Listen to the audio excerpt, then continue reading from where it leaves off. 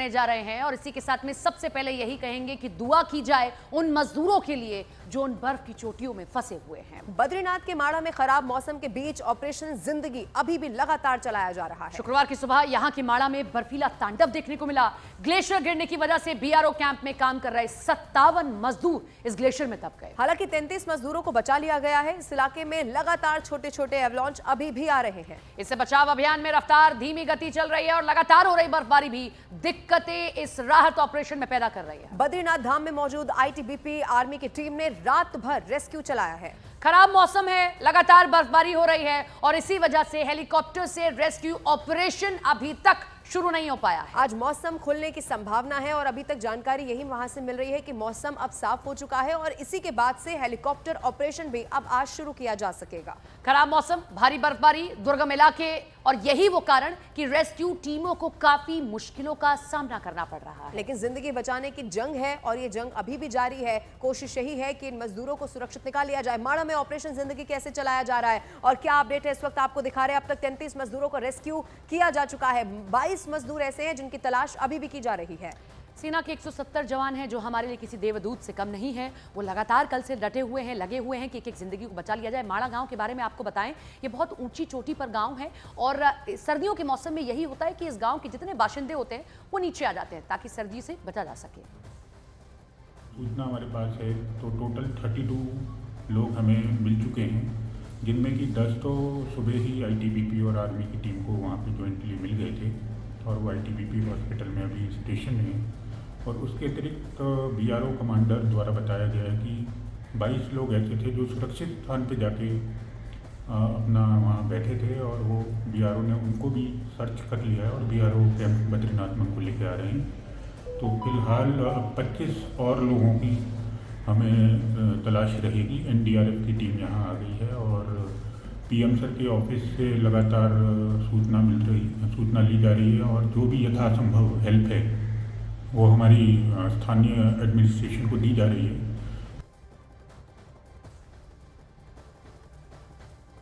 और केंद्र सरकार से लेकर राज्य सरकार तक इस हादसे पर पल पल की नजर बनाए हुए हैं। उत्तराखंड के मुख्यमंत्री पुष्कर सिंह धामी भी रेस्क्यू का लगातार अपडेट ले रहे हैं। उन्होंने चमोली के डीएम से लगातार बात की है और इसी तरह कंट्रोल रूम से सीएम धामी भी लगातार हालात पर नजर बनाए हुए हैं। मुख्यमंत्री पुष्कर सिंह धामी आज बद्रीनाथ पहुंचकर घायल मजदूरों का हाल भी जानेंगे। साथ ही सर्च ऑपरेशन का जायजा लेंगे। सीएम धामी ने सभी घायलों को एयर एम्बुलेंस के माध्यम से जरूरत पड़ने पर एम्स ऋषिकेश ले जाए जाने के निर्देश दिए हैं। इधर गृह मंत्री अमित शाह और रक्षा मंत्री राजनाथ सिंह ने मुख्यमंत्री धामी से फोन पर बातचीत की है और पूरे हालात की जानकारी ली है। इसी से जुड़ी हुई अलग अलग 2 तस्वीरें आपके टीवी स्क्रीन पर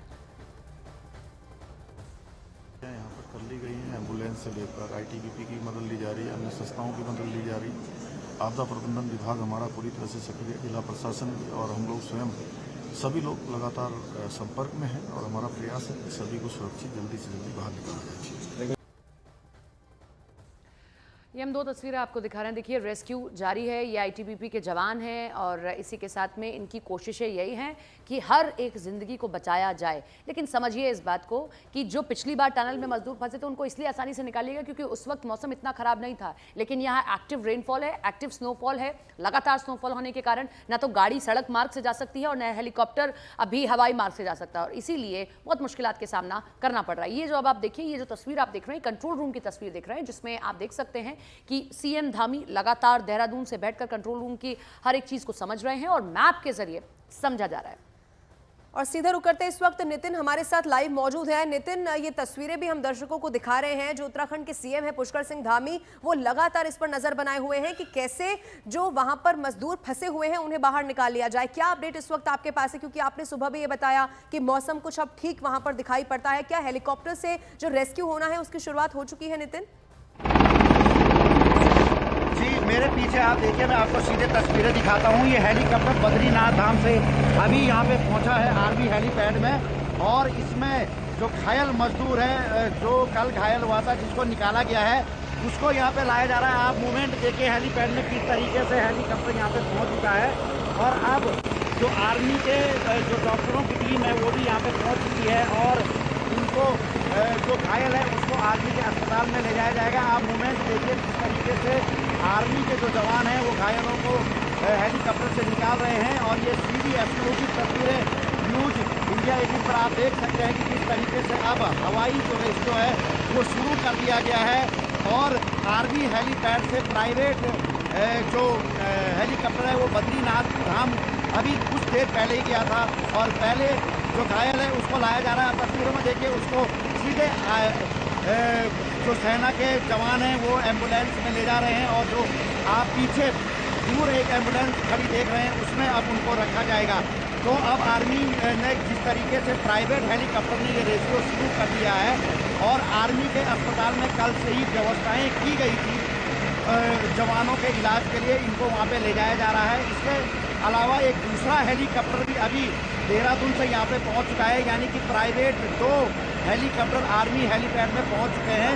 और जो ये वायुसेना का बताया जा रहा था कि हेलीकॉप्टर से जो अब रेस्क्यू शुरू किया जाएगा वो फिलहाल वो रेस्क्यू शुरू हो चुका है।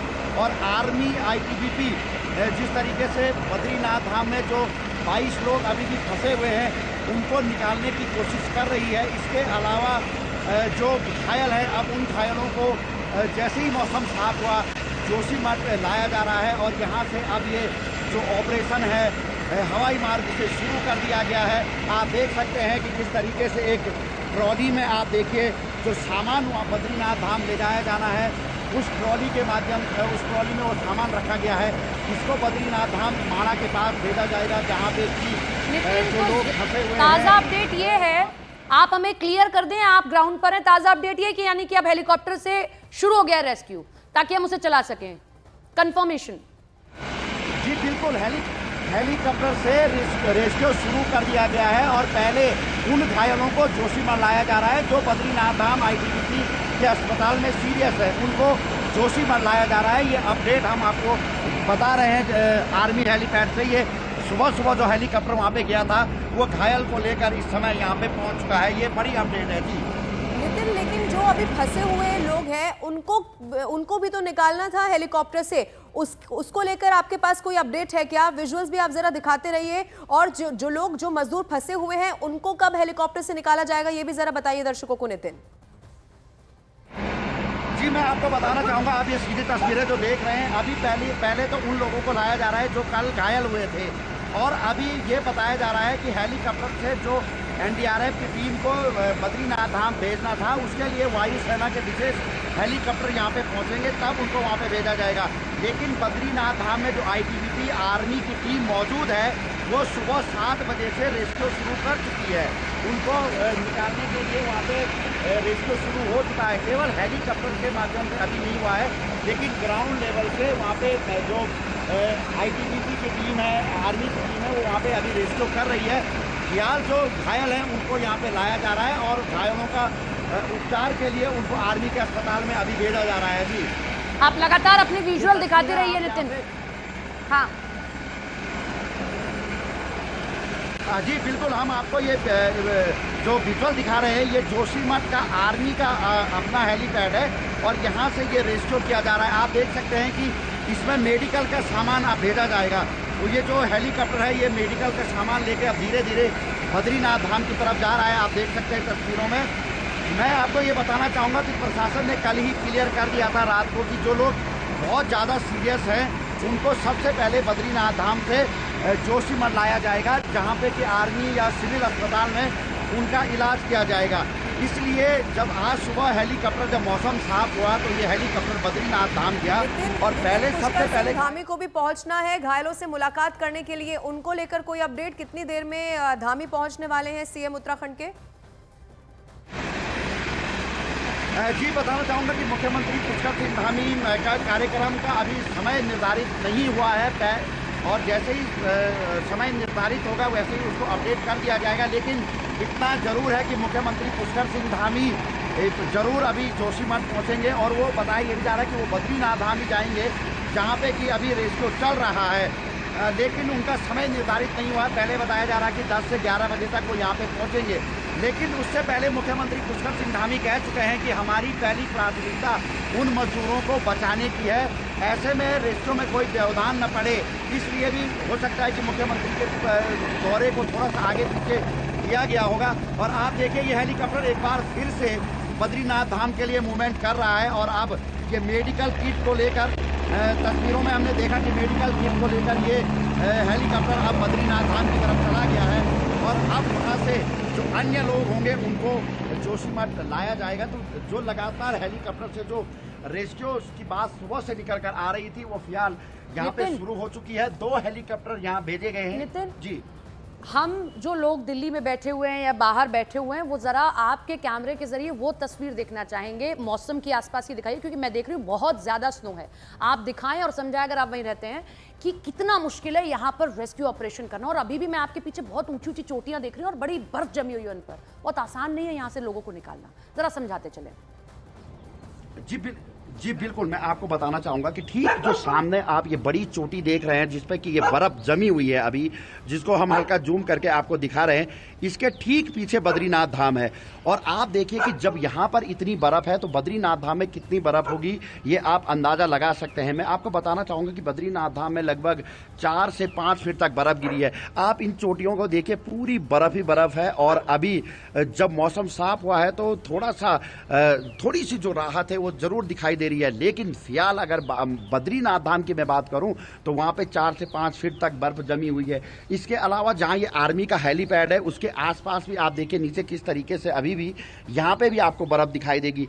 तो ये जो रेस्क्यू हो रहा है ये तो हवाई तरीके से अगर मैं कहूँ कि हेलीकॉप्टर के माध्यम से वो करना बहुत आसान है, लेकिन ग्राउंड जीरो से कर पाना बहुत टफ होगा, क्योंकि हनुमान चट्टी से लेकर और बद्रीनाथ धाम तक का जो पूरा पेच है वो लगभग 15 से 16 किलोमीटर का है और वहाँ से आगे पूरी बर्फ जमी हुई है। तो आप अंदाजा लगाइए कि किस तरीके से वहाँ पे आप जहाँ पर है वहाँ से कितनी दूर तक बंद है रास्ता? बंद कहाँ से रास्ता है? आप आगे नहीं जा सकते जहाँ आम आदमी नहीं जा सकता।